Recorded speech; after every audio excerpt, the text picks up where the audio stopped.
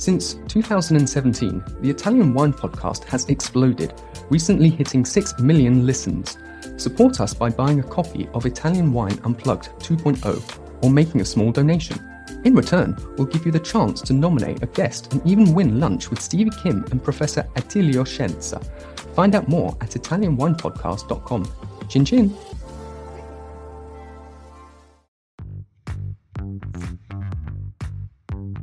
Welcome to this special Italian Wine Podcast broadcast. This episode is a recording off Clubhouse, the popular drop-in audio chat. This Clubhouse session was taken from the Wine Business Club and Italian Wine Club. Listen in as wine lovers and experts alike engage in some great conversation on a range of topics in wine. If you enjoy listening, please consider donating through ItalianWinepodcast.com. Any amount helps cover equipment, production, and publication costs. And remember to subscribe and rate our show wherever you tune in.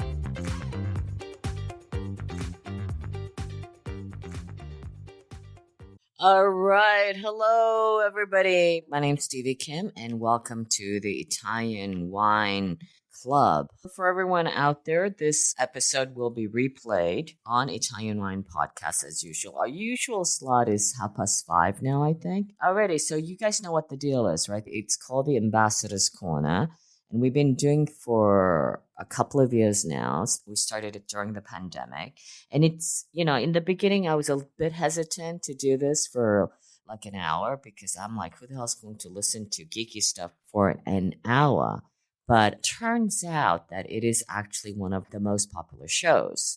And the reason being, I think, is that all of the wine geeks, Italian wine geeks, gravitate to this series, the Ambassadors Corner.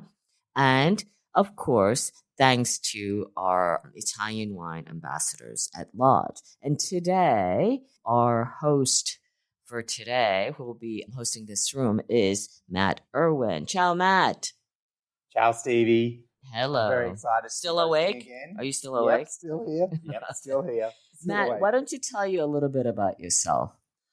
Well, I'm currently in Sydney, Australia. I work for WSET, the Wine and Spirits Education Trust, as a business development for Australia and New Zealand. But before that, I was importing Italian wine for over 14 years in both Canada and Australia.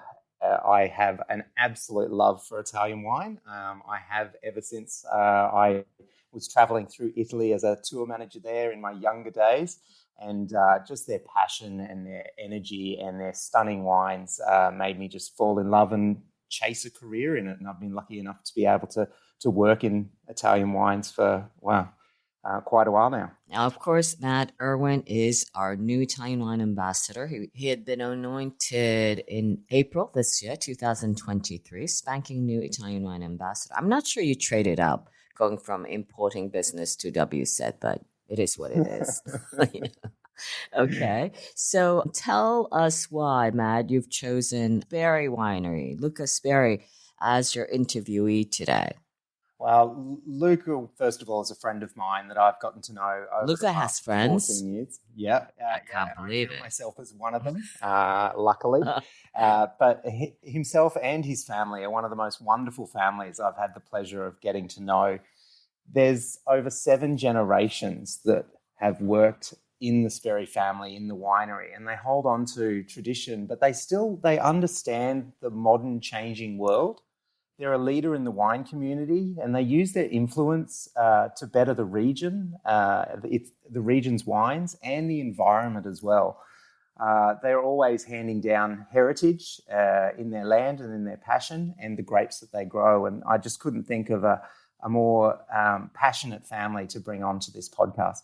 I mean, there are quite a few of them, the Speris, but you know what I love about the Speris is they're modest, but also they all get on as a family, which is kind of a rarity nowadays in this wine world, especially in Verona. So I love that. I haven't seen Luca in a while. He's all grown up now. Look at that. He's like kind of has a mustache and everything. So I'm looking forward to your chat. Listen, it happens Matt. To all of us. Yeah, I know. It did happen, especially during the pandemic.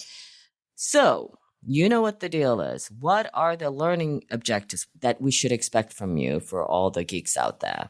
Well, you know I love a learning objective, and tonight we're going to be talking to understand the history of the region of Valpolicella better and what it was like growing up in one of the world's great wine regions, according to Luca. I also want to learn how Speri Wines utilises its traditional methods of the appassimento and the traditions of the region to maintain the identity of Valpolicella wines, but they are understanding that the world is changing and how they use this knowledge to continue to improve the quality of the wines and their region. Okay. And finally, I want to better understand the threats and opportunities facing Valpolicella region and Speri Wines. Yeah, I would like to have his opinion on that as well. I'm very curious. So, alrighty, so I will pass over the mic on to you now, and I will mute my mic. As you know, that rarely happens. You best take full advantage of the situation. And then, I'll come back to see if there are any questions from the audience or from Leica or anybody else at the office. Okay? Fantastic. Okay. Thanks, Stevie. See you soon. Bye. All right. Well, it is my absolute pleasure to introduce Luca Speri, co-owner and sales manager for Speri Wineries in the Valpolicella region. Luca, together with his sisters Chiara and Laura and his cousins Alberto, Giampaolo, Giampietro, represent the sixth generation of Speri Wines. Beside them is also Giuseppe, who's Alberto's son, that brings in the seventh generation. Luca's the youngest member of his generation, yes, topping out at 43 years old, but already has a massive amount of experience. He started working full-time in the winery since 2002 and has been involved in every activity within the entire business. He was mentored by his father and his cousins in the production of the wines and in the sales and marketing. He's involved in mainly the sales and exports the wines to over 60 countries, including the US, Canada, Australia, Japan, Switzerland, and many others. Besides being a part of the family winery, Luca is also a founding member of the board of the Famiglia Storiche, and I'll have to ask him to pronounce that properly for me. It's an association of Amarone families who are the top wineries producing Amarone. Plus, he's also the past president and still one of the directors on the board of Antica Bottega del Vino in Verona, one of my favorite places to visit in the world, one of the most historical restaurants in Verona, with one of the greatest wine lists you can imagine if you are an Italian wine lover. Ciao, Luca. Ciao, Matteo. Come stai? How are you? Great to hear from you. Yeah, it's wonderful to have you on this podcast with me. And thank you so much for taking the time out of your very busy schedule to talk about your wine. So I'm very excited. It's a pleasure, Matt, to be in this thing with you, Stevie. I you know that this thing for me, it's very important. You guys are gold for us. You are gold for the Italian wine. So anytime you need the support from us, it's there. And we appreciate that so much. First of all, I want to start off and ask you to tell us about the history of your family and your winery going back 7 generations. Oh yeah, the story it's very long. We are one of the oldest wineries here. The first bottles, the first documents date back to 1870s, I would say, and the family was there. The family was there making everything from the real beginning. We still are there. The fact that Speri, after 7 generations, it's still in the business as a family with no changing is quite unique in the wine business now. It's something very important to us. It's something fundamental, and it's something fundamental to keep it as a family business. So that's the story. We passed through a lot of different periods, but I think that our most important thing is that we remain who we are. Absolutely. And you maintain your family's history as well. Do you find nowadays it must be very different to when, time's gone past, even just from when you were growing up? Yeah, things has changed. Things has grown up in many years. It changes quite a lot. I still remember my dad and my uncles remember me that back in the days, the big part of the business was made by damages, the big volumes. They were used to, when they were 15, 20 years old, they were moving the wines with this large bottles, 54 liters. And that was the 95% of the business, but not for us, for the region, for the Italian wine business. Everything has changed a lot. And to me, it was a great fortune, I would say, to grow up in this family and in this way, because you've been to our winery. Basically, there is the 4 apartments of my dad and my 3 uncles are exactly the floor above the winery. So all of us, me, my cousins, uncles, aunts, we were everybody close together, like in the movies, the big Italian families that they stay all together, that they work all the time, they have fun all the time, they have this big dinner. So this was the way we grew up. Every time I was going downstairs, there was somebody of my cousin ready to play calcio, to play football, or ready to ask me a favor. Luca, can you do this? Can you do that? So, and it was the first way to start working somehow, or to put my hands in this beautiful business that is the winemaking. Did you ever consider not working in the family winery, or was that just the path that was always in front of you? I never thought about anything different than this. But this is not because it was imposed by somebody. This is just for my mind was clear from the real beginning. When I was like 8 to 10 years, I was downstairs where we have the little shop. At that time, was a very little wine shop of the winery.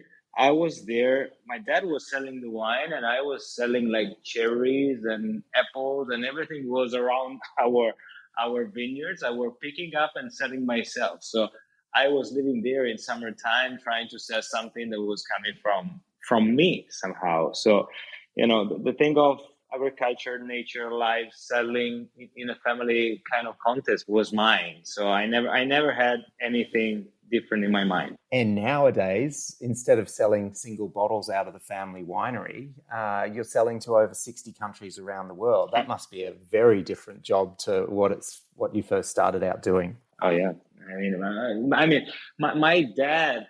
The generation of my dad actually did the big change, man. But all over the wine business was like that in Italy.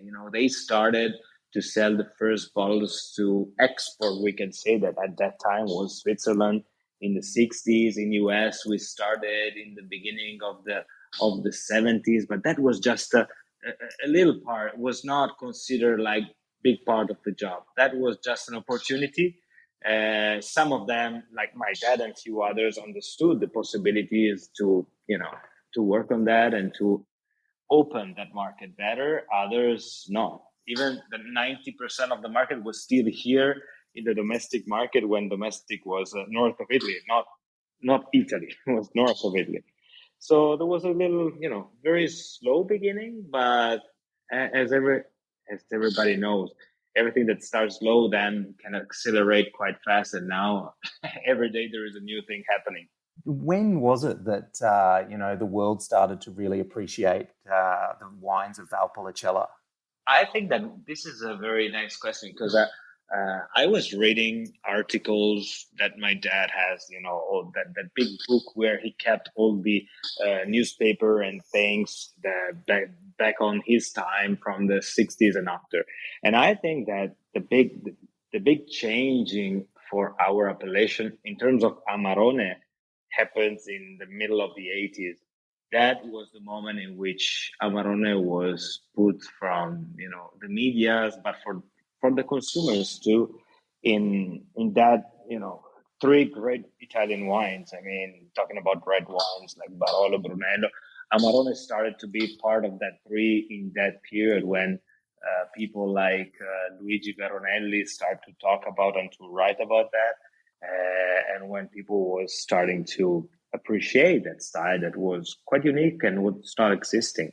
Besides the fact that people was talking about that, it's also true that also the production methods in that year changed quite a lot from the past. In that period, you started to have quite a larger production of quality wines. Before, it was very small, was very little. We were just very few producers making correct wines, also because these wines come from a quite difficult operation in terms of winemaking, Yeah. And the changes in technology have also brought changes in style to the wines as well.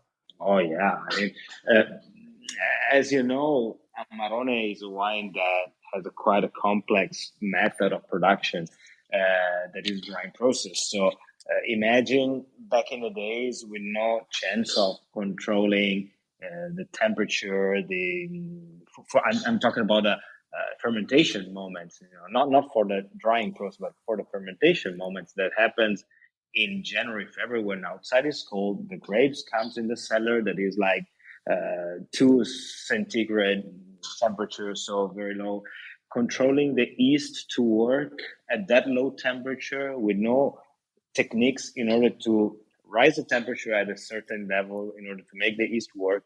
So at that time, there were like 80% of the Amarones were like off with some problem of oxidation, with a lot of problems of volatile acidity because the fermentation was stopping and restarting.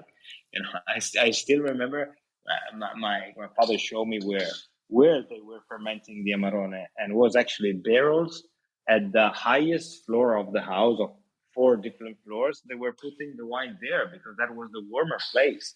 And that was in the 60s. Come on. So now we have a technology.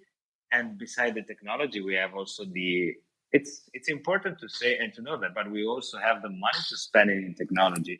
It's not just a matter of having money. It's a matter that at that time, the generation before mine was smart to invest in that, because it's all about investment, Mm-hmm. So Absolutely. I think that was the moment in which the large part of the Amarone was technically correct, was better wines with a good idea, with a good story that Amarone has by nature, but also the percentage of the good Amarone in the market was higher than the lowest quality. Well, speaking about your wines, why don't you tell us about the wines that Speri produce and their style and the personality of those wines?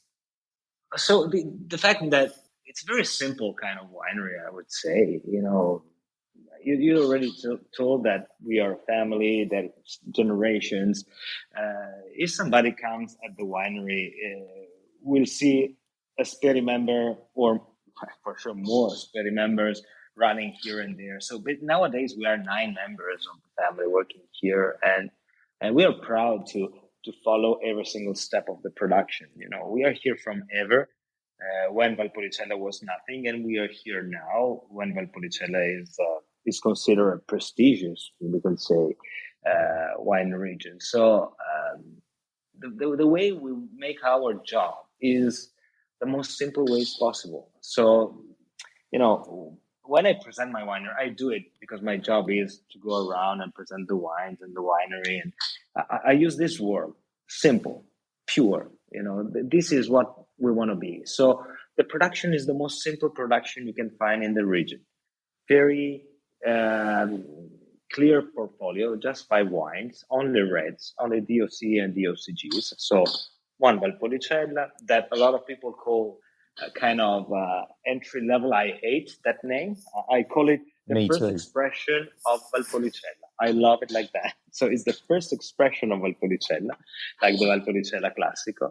Then we have Ripasso. Then we have Valpolicella Superiore, 1 Amarone, and 1 Recioto. That's it. 5 wines, only reds, very clear and pure identity.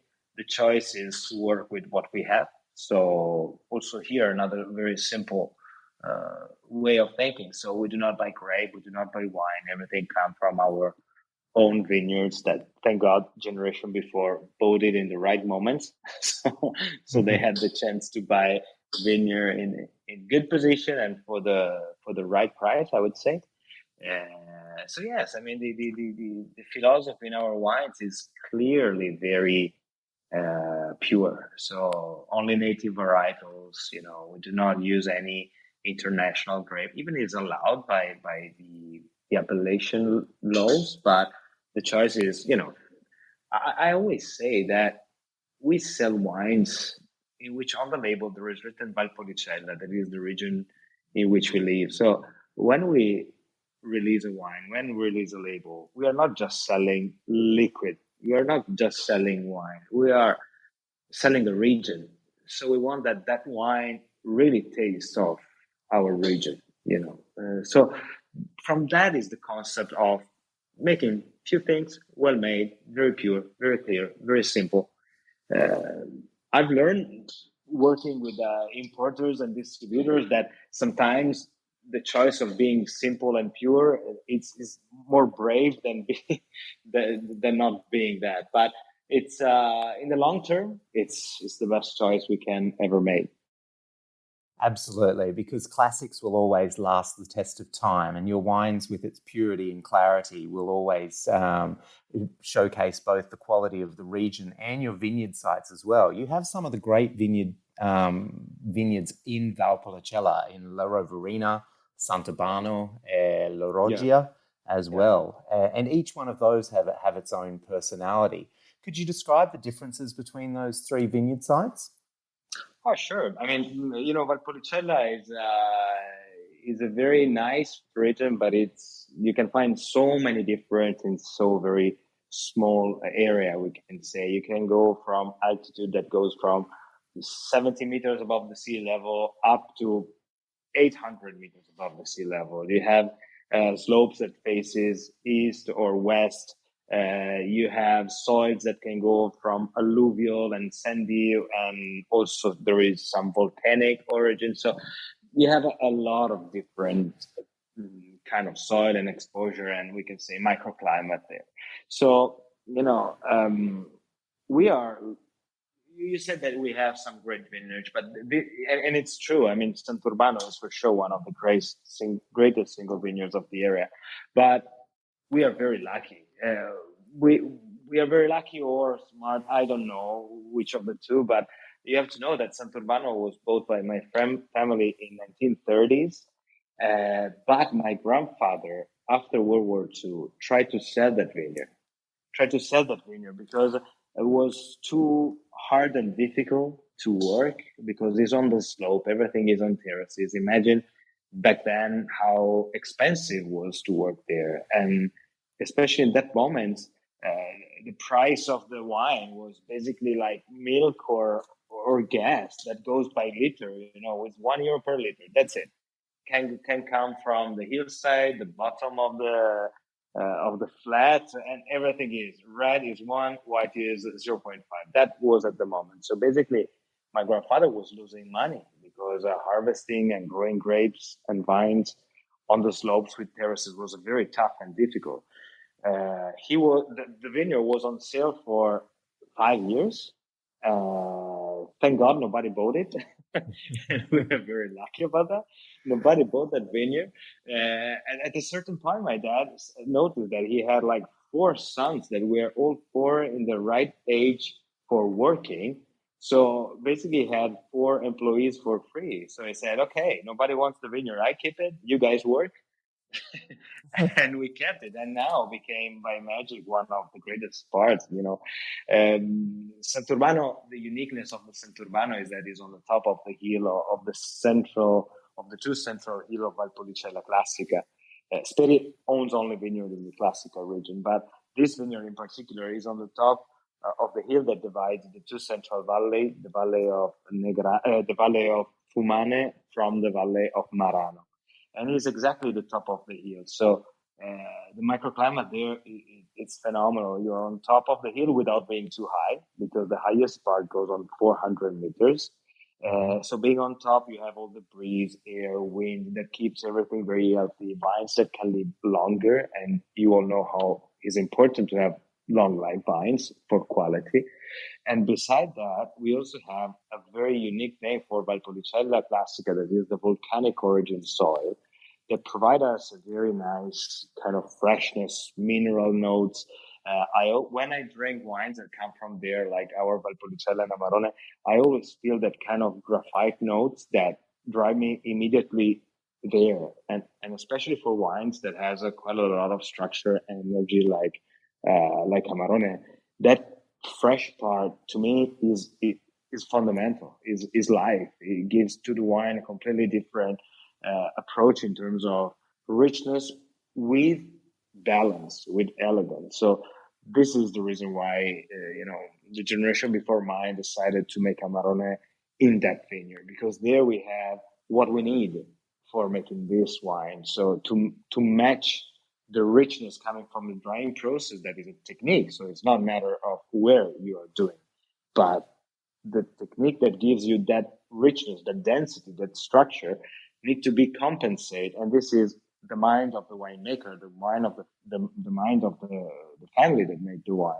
In our case, we love that kind of compensation given by the minerality and the freshness and the cooler climate that we have there. So the choice of using that vineyard is following the nature of the vineyard, but in order to make the wine that we have in our mind. And the same happens in La Roggia, where is the Recioto is made. La Roggia is a very tiny little vineyard that stays a little bit lower, actually, because it stays at 200 and something meters above the sea level. It's in a different village. It's in the village of San Pietro in Carano, but it's on the hill of a little village called Castellrotto. And there is where we have the oldest vines of the family. There we have vines that are even older than 50 years old. So average, I'm talking. So, our old members of the family, they always say that to make a good Recioto, you need an old vine. Everybody knows that, but many people don't know the reason why. To make a great wine in general, you need always to have a backbone of the acidity. And the old vines can give you the ripeness, the richness, the intensity, but keeping the acidity very strong and present. And in a wine like Recioto, that is a sweet wine, the risk of having that jammy, sticky kind of wine is always there. So having that old vines to us was phenomenal. It's only 2 hectares, 2.5 hectares, but the production of Recioto needs to be small. It's a jewel. Recioto needs to be the jewel of the winery. So this is the reason why we also worked with Recioto from there. You mentioned also La Roverina. La Roverina is a very nice vineyard, but is a vineyard that can never gives you the complexity of Sant'Urbano. It comes from alluvial soil. Alluvial soil is a little bit more generous in quantity, but is what we need in order to make a very nice Valpolicella. Valpolicella is not a wine that looks for complexity, richness, intensity. With Valpolicella, we look on the purity of the fruit. We look on the very pure and fresh and crispy, crunchy fruit. Wines that works with the everyday food. So here, it's important to, in our vision of winemaking, to divide every single vineyard in order of the final result. And Amarone, it's in Sant'Urbano, yes, of course. We do not make any entry level Amarone. We don't make an Amarone from other vineyards that are lower in altitude, because in our opinion, it doesn't make any sense. Amarone needs to be the best. In that way, we try to make a very nice Amarone only there, so it's a single vineyard. But also, and this is something that consumer doesn't understand because it goes deep in the appellation roots, we make a Valpolicella that stays on top because it is not made by leftovers. If I make it very quickly, if I make an Amarone entry level, I need to go in all our vineyards that I have in every region of Valpolicella and take the best grape in order to make my best wine.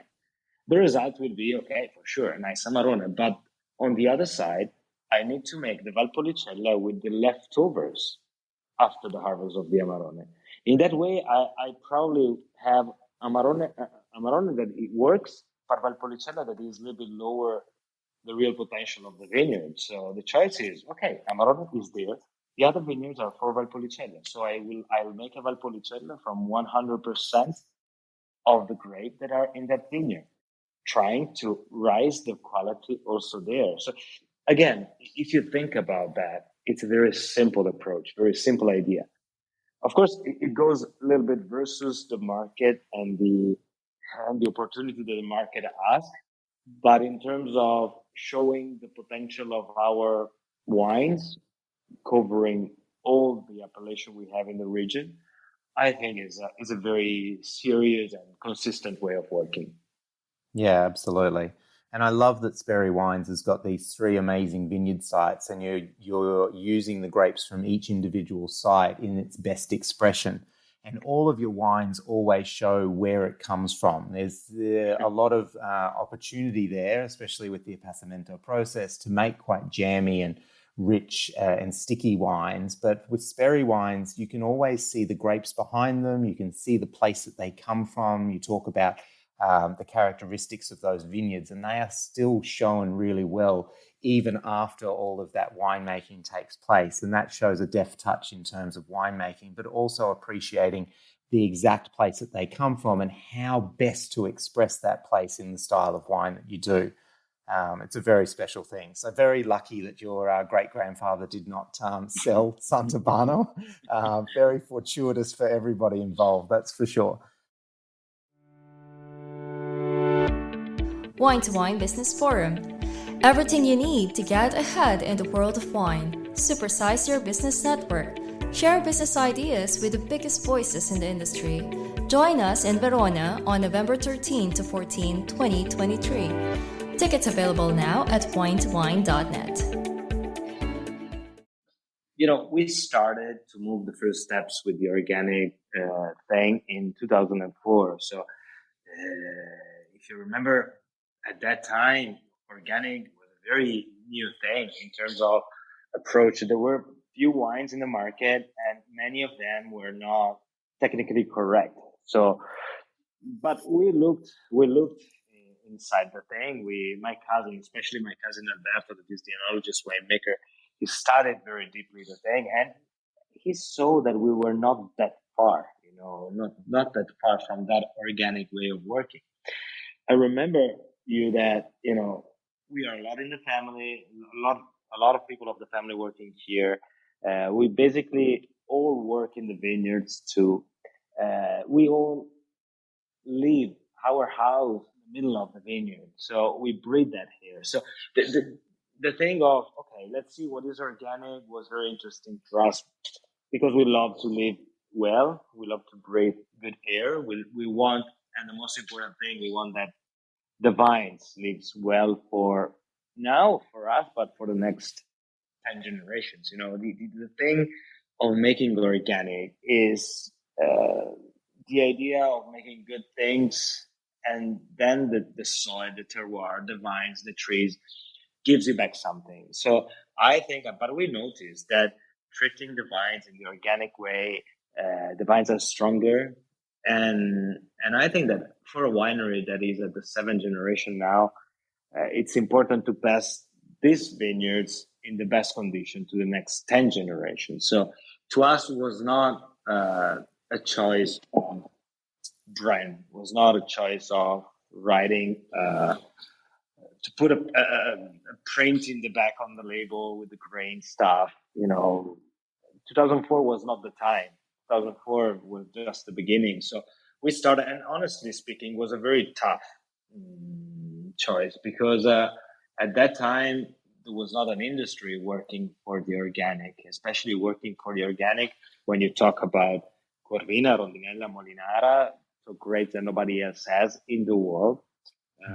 Nobody was working for organic when you have training systems Pergola in Valpolicella. So, because yes, organic is nice, but don't think only about organic with a picture of the old man, with a little tool in the vineyard and with a donkey taking all the things. So when you think about organic on 60 hectares, you need to have an industry that works for you too, that gives you tools, that gives you tractors and things that you can use to work in the organic way, the vineyard. So it was great for us, because we've learned so many things, and we projected with our suppliers. For instance, we produced together some tools for instance, for pruning, or for cutting the grass in the end of the vine. So not using any pesticide, not using anything like that, but just using physical approach.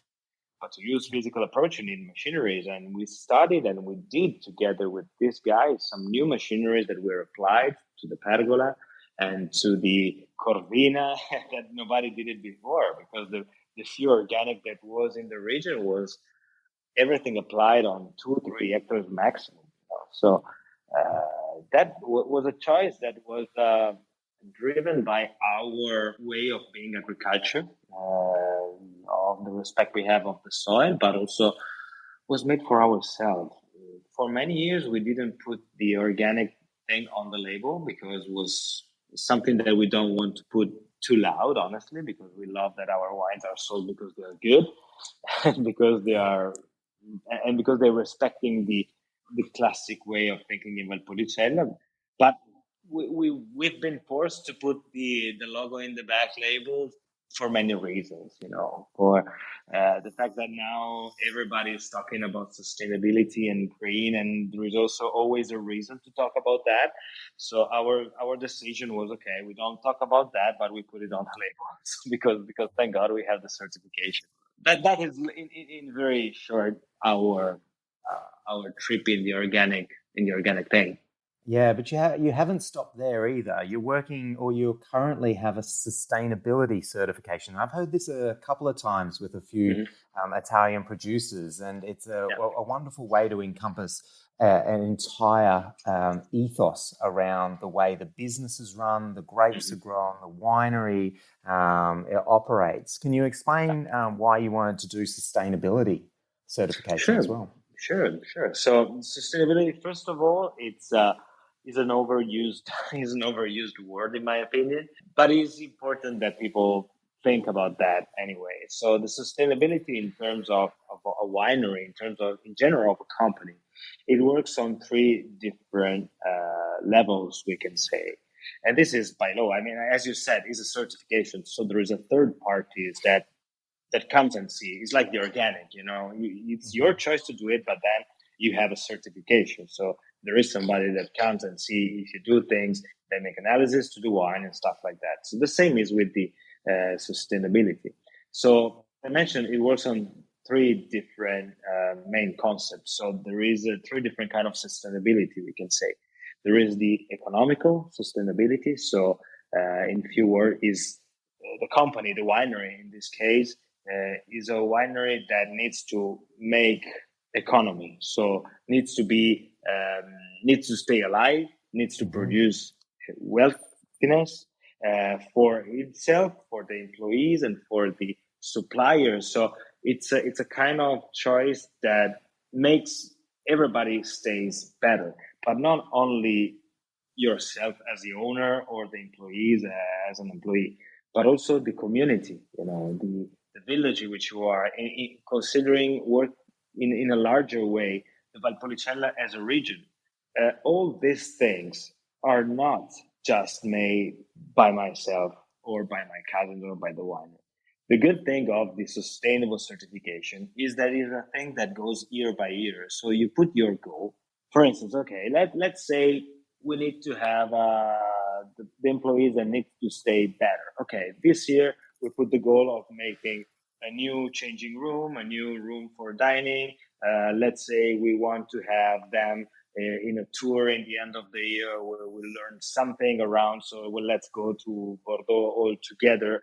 So these are goals that you put in your files, and you need to respect that goal if you want to have the sustainable certification. Okay, so I love this thing of the sustainable certification because basically force the company to have kind of goals, and force to reach the goals. So that the economy was the first part, but then the other 2 levels are the social sustainability. So social sustainability means there is following and considering and create the freedom, the dignity, and the everything happens with the work and with the job of somebody. So, for instance, a lot of everybody now is talking about the genders, women that work in the business, stuff like that. So the salary, women's or men. This, for instance, is one of the goals that we can put on that. So social sustainability makes people live better, think better, having more attention in that way. And that the third part is the environmental sustainability that to us was basically was already there, because being organic, the environmental sustainability means basically keep the ecosystem, try to make all you can in order to be a better or the best possible grower. So keeping the ecosystem, the soil, the land, the water, the CO2, the footprint, the carbon footprint, the water footprint. So everything is for the planet and for the future.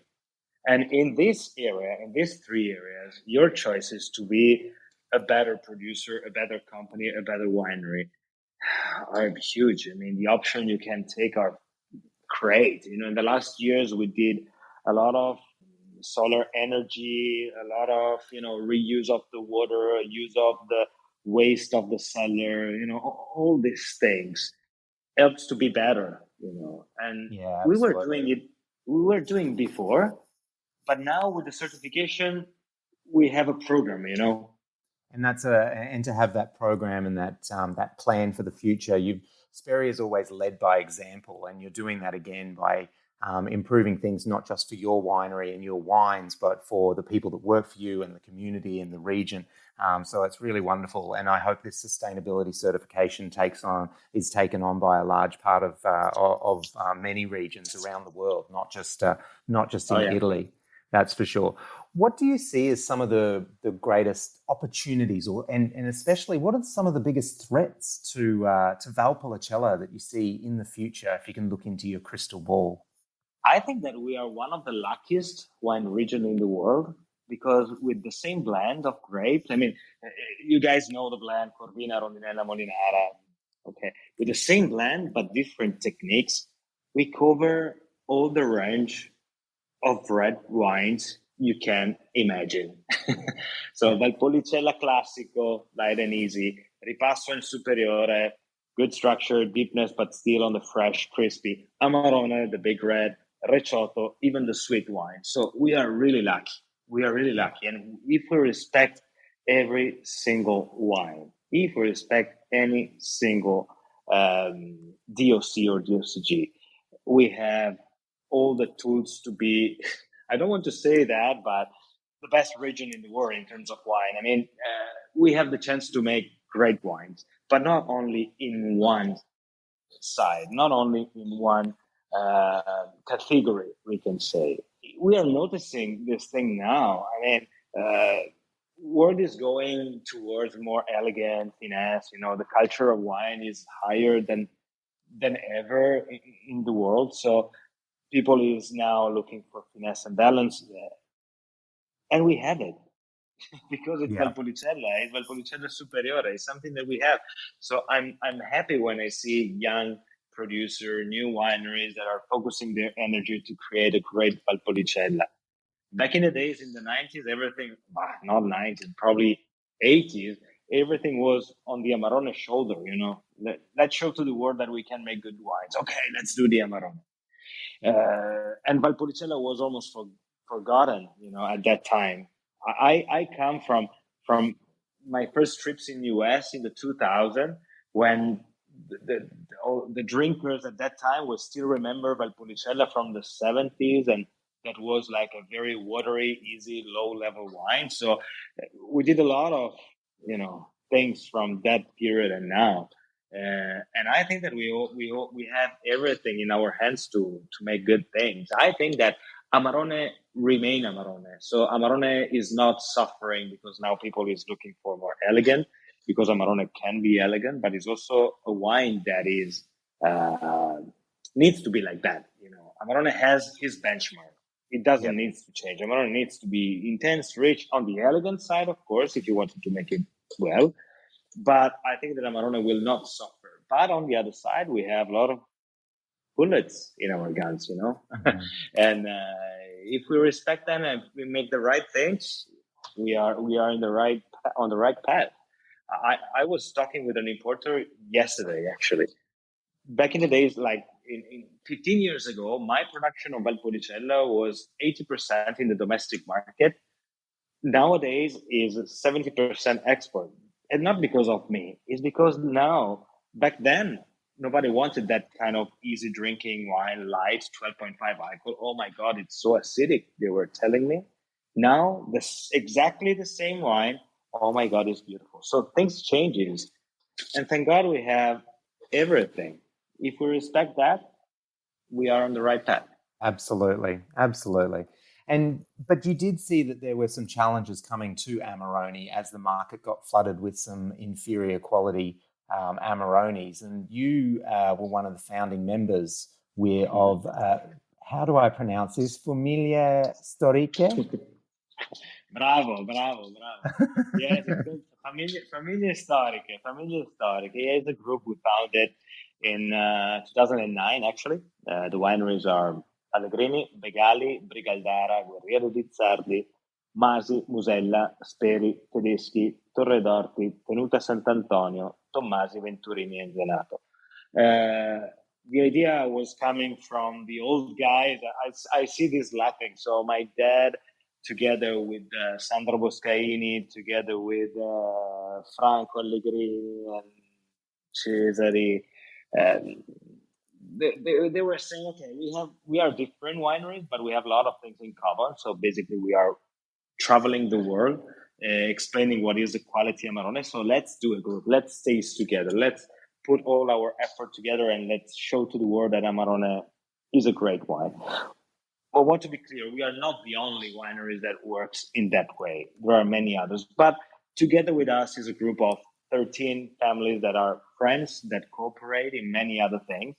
So we said, okay, let's do it. And I think it's a phenomenal way of working together, sharing experience, sharing knowledge, sharing also expenses together. And we're still here after 14 years, still making events all around the world and having, sold out events from New York to Stockholm or whatever it is. So it was fun and was a very smart way to cooperate. It's not that easy to make it in the wine business. No, it's not. Yeah, but it's wonderful to have friends to work with and to ensure that the quality and the standard of Amarone out there is it stays at the top level that it is, and to maintain that can be quite difficult. As the popularity grows, then more people want to produce it, and they'll find ways to cut corners, or they might do different techniques which will decrease the end product quality. So you're benchmarking each other, you're keeping each other honest, you're tasting each other's wines, you're working to market it. I think it's a wonderful organization to be working within. But how did these families end up owning or being part ownership or directors for one of the great wine restaurants and wine bars of the world in Antica Bottega del Vino in Verona? That is fun because we created the Famiglie Storiche in 2009 and we bought that place in 2010. So we were very, very fast. And from that moment, we've been closer than ever because a place like that keeps the owners very close. That was a jump. We closed our eyes and we said, okay, this place needs to be ours. Basically, the restaurant was actually closed and the property was in the hands of the banks, and they were looking for people that were trying to buy this place, and there were people from basically all around the world that was trying to buy that crazy place. So we look in each other's eyes during a meeting. I still remember there was a meeting that we said, guys, there is this thing. What can we do? And basically all of us that say, we need to take it. This needs to stay in Verona. It needs to stay here. They can never be part of other people because this is the heart of the wine in Verona. This is the hospitality of Verona. This is the history. So we said, okay, let's do it. It's not a place, honestly, where we need to make money, and was the first rule. It's not a place in which we need to find something to take out at our home, but it's a place that needs to, of course, it needs to live by itself, and that's fine. So the research is the top of quality. The research of, wine needs to be the king there, and quality wine, of course, even more. was a big jump. I've been the president for 3 years of that place, and I've learned so many things on the other side of the business because, we are producer, we sell to restaurants. So I never experienced that thing. Being on the other side, I gained a lot of respect for that category. Guys, you are great. Yes, it's a hard business, that's for sure. Oh my God. I'm sure the printing costs alone on that wine list are astronomical. If you don't know the wine list of Bottega del Vino, it must be 2 inches thick, and it's just filled with the great wines of the world. It's a tome. Get there an hour early just to look through the wine list to make your decisions because, it's a wonderful, wonderful experience. And if you're thinking of going there during Vin Italy, it is the absolute beating heart of that entire city as it just pulsates with people coming and going and the energy and it sprawls out into the alleyway as well. It's it's one of the great places that I've been lucky enough to visit, that's for sure.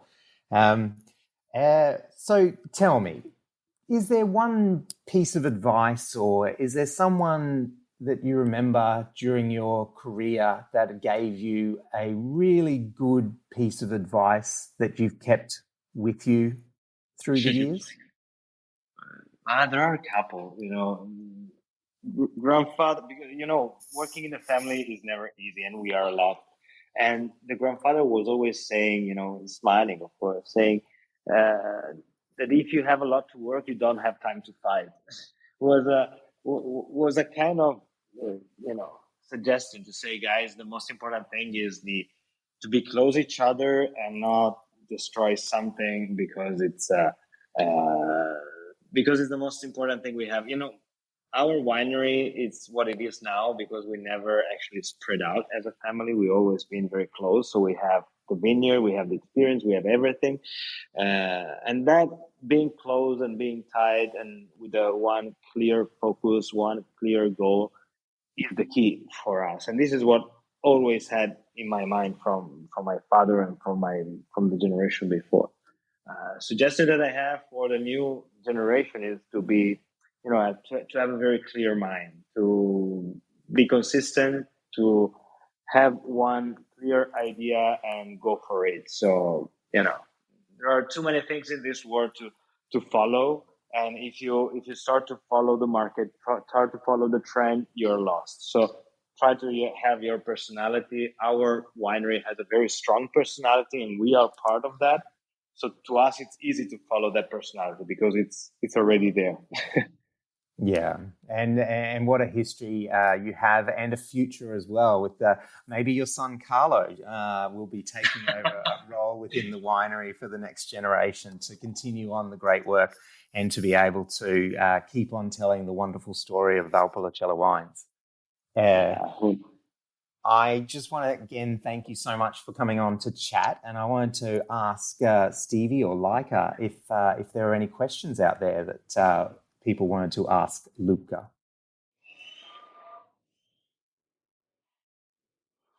Okay, very good, you guys. So I have a question for Luca. So can you just give us a skinny overview of your family members who are in the wine business?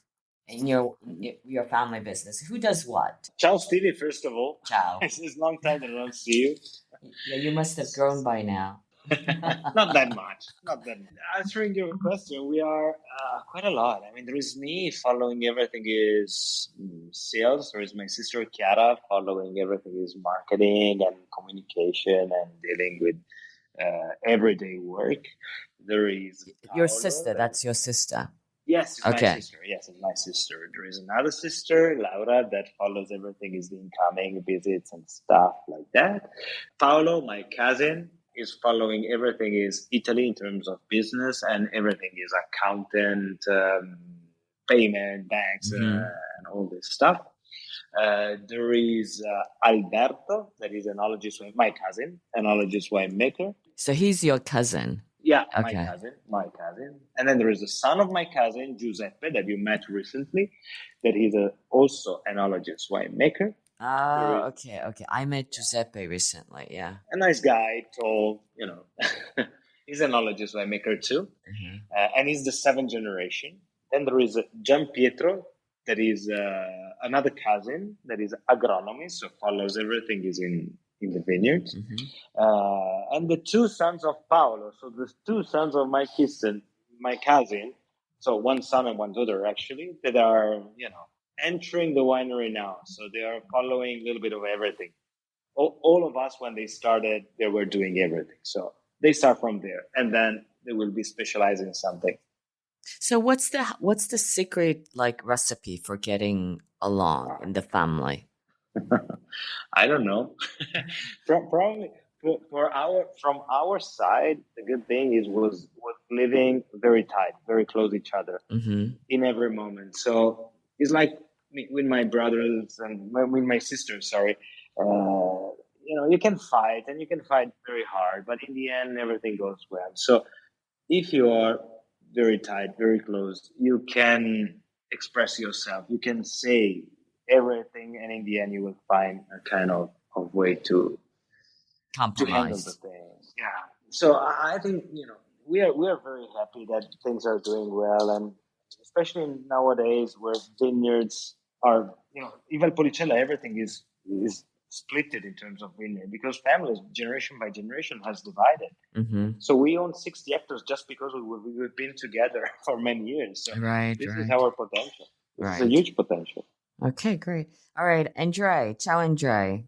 He's our Italian wine ambassador from Latvia. Hi, how are you? Hello. What is your question Ciao, to Luca. Luca? It's Andre from Riga, Latvia. Ciao, Andre. Actually, as you know, I'm a huge fan of your wines, and last year release was one of the greatest wine from Amarone area, Valpolicella area. I have tasted, and my question: could you tell to our listener about your next release? Let's say in comparison to Amarone 2018, how will be 19? That, of course, I'm sure that will get the highest score and the best award. But anyhow, just a couple of words about wine. So, thank you, Andrew, for your words, and I really appreciate that. We are about to release the 19 vintage. 18 is almost gone, and we are ready with the 19. Both the vintages were quite okay. I would say 19 is something that I like a little bit better because it's more on the fresh side. It's a little bit cooler kind of climate, so it's a little bit more the acidity and freshness that for Amarone to me is fundamental. So not very far from the 18, but a little bit more on the fresh side, a little bit more on the elegant side. Of course, the power is there because it was not a cold vintage. It was just a little bit cooler than 18. So I think that in 19, in general, you will find, not only from Speri, but in general, you will find a very nice quality and very balanced wine. So I'm quite confident about that. great. I really like your wine, and I think your Amarone Superiore 2019 is one of the best in ratio price quality. And your Valpolicella Classica 2021 was amazing, so I expected 22 should be also great. Thank you very much. We are trying to do the best every year. Then, of course, we always depend from the weather. I think it's a matter of style. You will see our wines always with that kind of delicacy, with that kind of balance, never on the big, bold wine. So we try to, as I said, we try to be clean and simple. There's no secrets behind. So thank you very much to appreciate our job. Thank you so much. Okay, thank you. See you in Verona. Ciao. See you. Hope very soon. Ciao. So, Luca, I'm looking at your website. So, is it correct to say you only have 5 labels? Sì, brava. Okay, so it's not Amarone Superiore, right? There is no Amarone Superiore. It was just confusing with the Sant'Urbano Valpolicella Superiore. Okay, all right. I thought so. You're right. Can you give us an overview of kind of the number of bottles, the production side? So if the vintage is good, considering that we depend only from our own vineyards, if the vintage is perfect, we are around 500,000 bottles. In total? Of course, yeah, if the vintage is good. But, the nice thing is that it's divided only on 5 products, so it's very, simple. So if it's very compact. Yeah. If you think about bottles per product, it's quite an important kind of production. And I guess, like, many of the Valpolicella producers, they're also producing white wines, and you have no desire to do that, right? You're very focused. That's your business model. My father always teach me that to make what we can do at best. We are very good in that things. We own vineyards in Valpolicella, and we want to make that things. White wines, we know where to buy it. We know a lot of good producers, and if we want for ourselves, we do it like that. So we do not want to make anything different. Right. Okay. Very focused on business strategy. Well, thank you both so much. Matt, you're being such a good sport, being up. It's already 2 a.m. by you now. Thank you so much for doing that. Your devotion is much appreciated at the Italian Wine Podcast. And Luca, thanks for joining us today, and hope to see you very soon.